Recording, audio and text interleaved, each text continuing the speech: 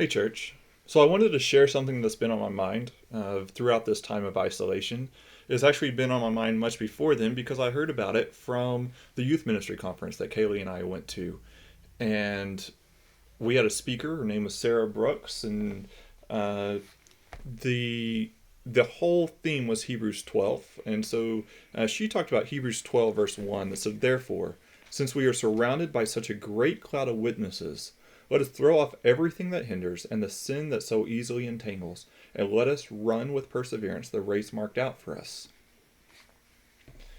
And so, obviously, this is talking about a race, and she uses this race analogy of staying in our lane. Now, she ran track in high school, she ran hurdles, and she was at the district meet. She tells the story of how she's coming across a curve, and as she's running the curve, the sun comes into her eyes, and so she's blinded basically for a moment, and she doesn't see the hurdle in time. So instead of jumping over the hurdle like she's supposed to, she just runs around it.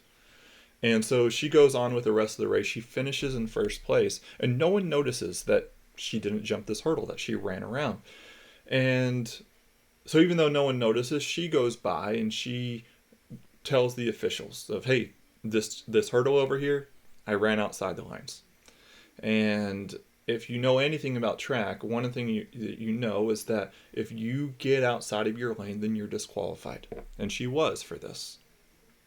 But then she related to ministers, since that's the point of the conference. So I want to talk about that for a little bit, and then, but I also think it has an effect on us as families and as individuals. And so, speaking to these ministers, that is easy for me to look at these ministers that they may have been doing this for 15, 20 years, and wish, man, I wish I was doing things like what they were, and I'm just starting out. Or it's easy for us as a church to look at other churches during this time and see how they're being creative and and envy them and compare ourselves to them. And instead of being feeling a sense of celebration for them and what they're doing for the community, we almost feel a sense of shame that we're not doing enough. And sometimes these churches, we just get lucky. Consider ourselves, for instance. Here at university, we are doing a lot of cool things that we should be proud of whenever we're not comparing ourselves to others. And so one of those would be, how fortunate are we that we have Mike, that about a month before all this went down, he started implementing his vision that he's had for years of being able to live stream services. And so if I was ever at the church late at night, Mike was there, and sometimes with part of his crew to run cables and test cameras and sound equipment and just make sure that everything was working like it was supposed to. And I think we actually had our first live stream service about 2 weeks before we were forced to worship in our homes. And I would be real curious on what that would look like if Mike hadn't set that up. So we were fortunate in that. We're fortunate that we have uh, Sean as our worship leader and so many gifted singers that the music that we sing along to on Sunday mornings, in my opinion, are professionally done. So we're fortunate for that. But it's also easy in this time of social media to look at other churches all around the world that have some that has millions of dollars of resources and go, okay, ours is nice, but why can't it be like that? So we get this feeling of shame instead of celebration, because we do have a lot to celebrate about.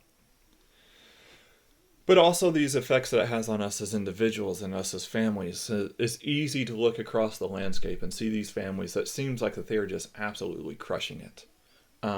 They're doing so well with the schooling at home that we're doing. They're doing crafts that are incredibly ingenious, and they are doing Bible studies, and they're doing service projects, and it just seems like that they are just a wealth of knowledge, and it's just easy for us to think, I wish when I grow up I can be like them. I know I feel that way a lot. But we have to be reminded that each person has been given a race. Uh, you may be a parent that is is just struggling every day, working long hours, and you get home feeling drained. And you look at your kids and you wish that you could be there more for them, but you have to work. And you have to go to this job continually. And it's easy to look at these posts, and these may not even be families in our congregation. They could be from anywhere in the world, and go, I wish I could provide that for our kids. And let me tell you, during this time of isolation, it's easy to think, how do you do ministry? In fact, I've said this. How do you do ministry whenever you can't really meet with people? And if for those of us that do have kids, I think God would say, your ministry is right there in your home. We have an obligation during this time to minister to our kids. And that's going to look different for each person. Thankfully, we serve a God that sees obedience in all things, especially in the small things. For those of you that I had mentioned that maybe you just feel drained all the time, whenever you are faithful in the small things, yes, God notices, but let me tell you also that your kids notice that, and that makes an impact on them. And so my encouragement is to continue to run that race that you've been given. Because it does us no good to look at someone else's lane and wish that we could run in that one. So during this time, let's celebrate one another.